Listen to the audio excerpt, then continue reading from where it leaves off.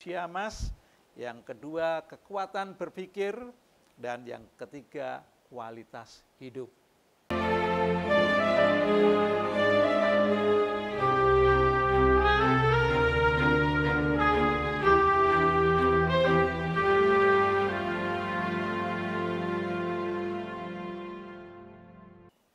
Sahabat usia emas yang tercinta, pada saat ini saya, Pracoyo, mengajak usia sahabat emas untuk berdiskusi tentang meningkatkan kualitas hidup.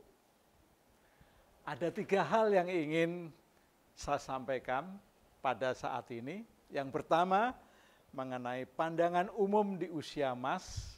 Yang kedua, kekuatan pikiran, dan yang ketiga kualitas hidup.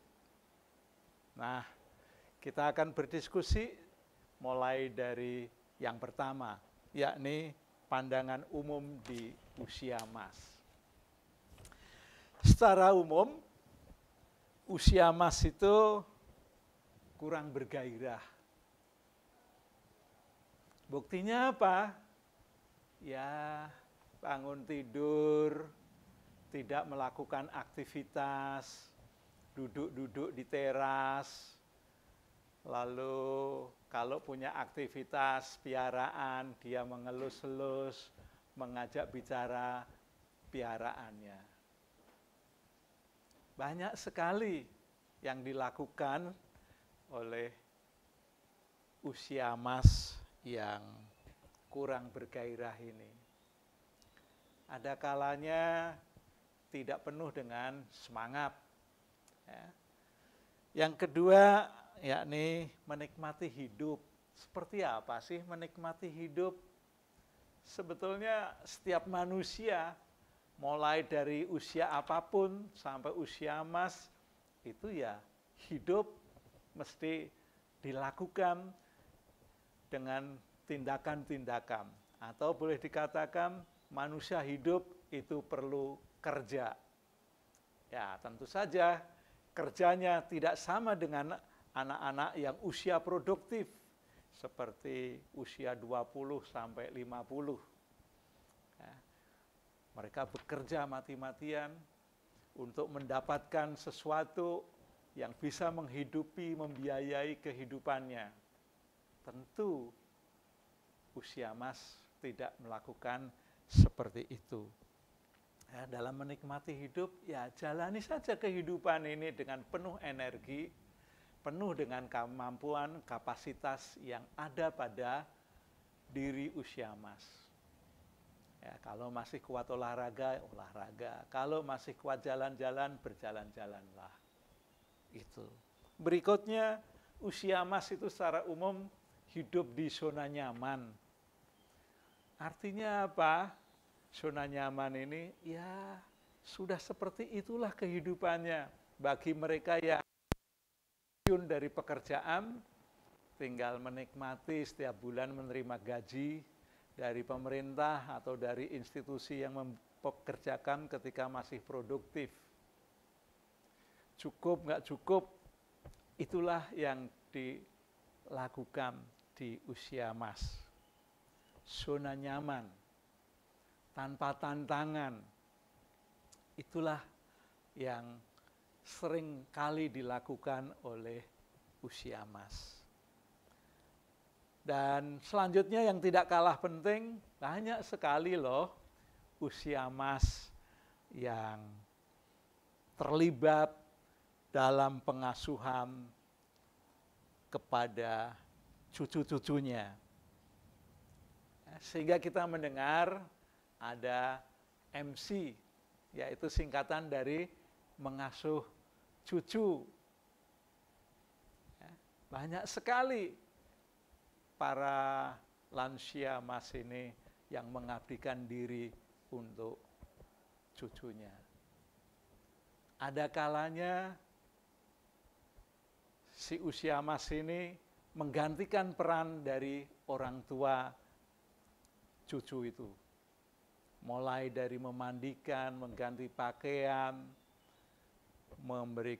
menyiapkan makanan dan minuman, Kalau sudah cucunya bersekolah, dia mengantar ke sekolah, menemani di sekolah, menjemput pulang.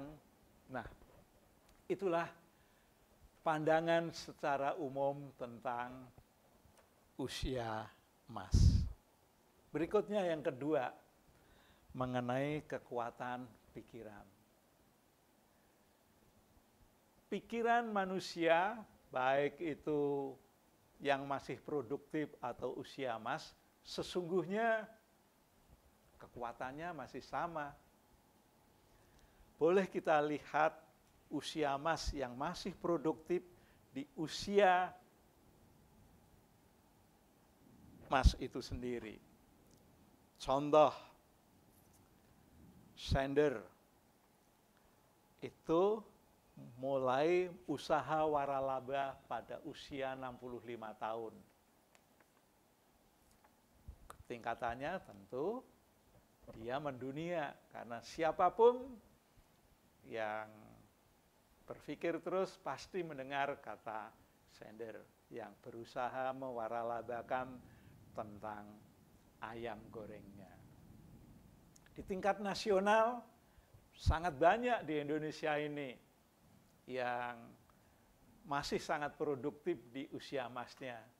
Ada Wakil Presiden kita, Ma'mun Arif, ada Megawati, ada SBY, ada Yusuf Kala, dan tentu masih banyak yang lainnya.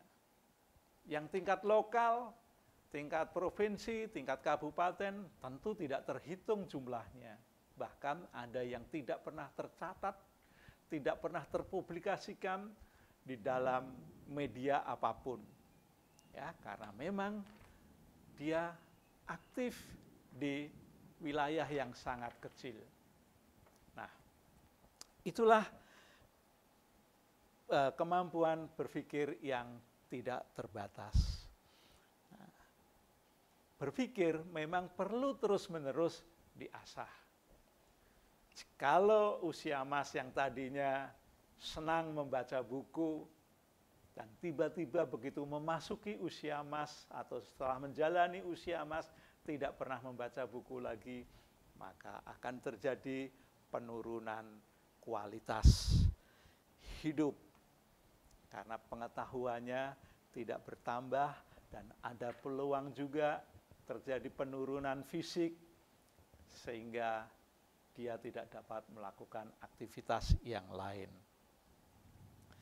Dengan terus-menerus mengasah kemampuan berpikir, ya, usia emas masih dapat memunculkan ide-ide yang cemerlang, ide-ide kreatif, sekalipun kecemerlangannya tidak harus pada level dunia, tidak harus pada level nasional, tidak harus pada level provinsi.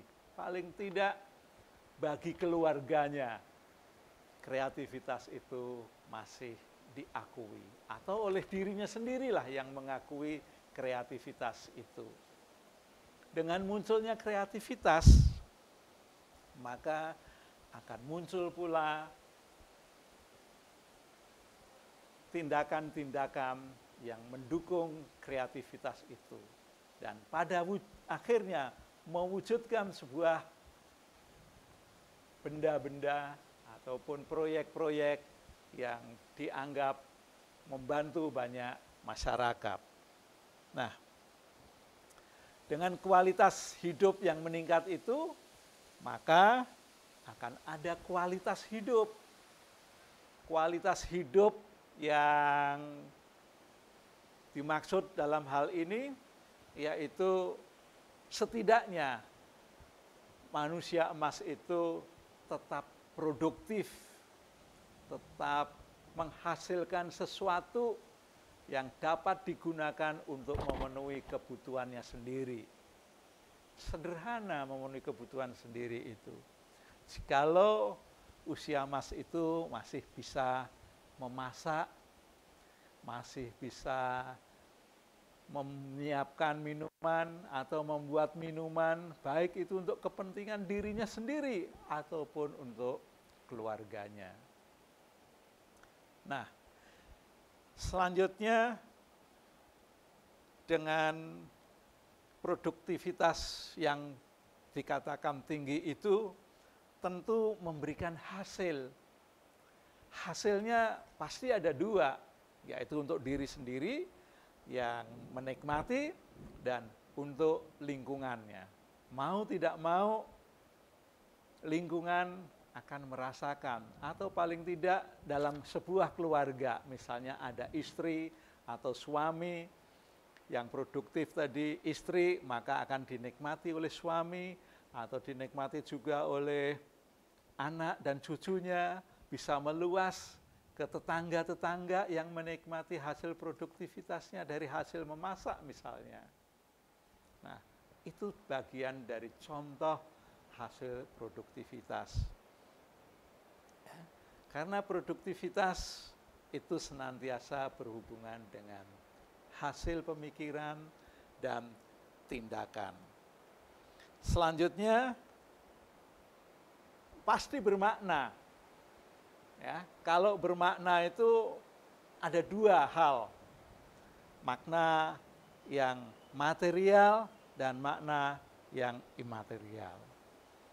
Makna imaterial itulah yang paling utama mestinya kita tempuh tentang produktivitas ini. Paling tidak kita dapat menikmati hasil olahan sendiri, paling tidak kita bisa menikmati hasil pekerjaan sendiri, hasil karya sendiri. Dan kalau karya kita jumlahnya bisa meningkat, lebih besar, lebih luas, maka berpeluang dapat dinikmati oleh pihak-pihak lain dan tentu berefek pada makna material. Paling tidak apa yang diproduksikan tadi bisa ditukar nilainya dalam bentuk rupiah. Ada banyak contoh untuk menghasilkan sesuatu, sangat mudah. Ya. Misalnya seorang yang kategori usia emas, tentu dapat melakukan, dapat membuat apa yang disebut dengan VCO. Ya. Sangat mudah, bahannya cukup dari kelapa yang tua. Cara mengolahnya juga sederhana, gampang, tidak perlu alat-alat yang rumit. Ya. Paling tidak VCO itu bisa untuk diri sendiri maupun keluarga. Ya, diminum setiap pagi sebelum makan atau kondisi perut masih kosong. Maka kesehatan melalui VCO itu akan ada hasilnya pada tubuh yang mengkonsumsi. Nah, itu 3 hal yang dapat saya sampaikan kepada usia emas. Yang pertama mengenai pandangan umum di usia emas, yang kedua kekuatan berpikir, dan yang ketiga kualitas hidup. Nah, selanjutnya kita akan bertemu dengan sesi-sesi yang lain yang lebih menarik, dan saya mengucapkan sampai ketemu di lain kesempatan. Bye-bye.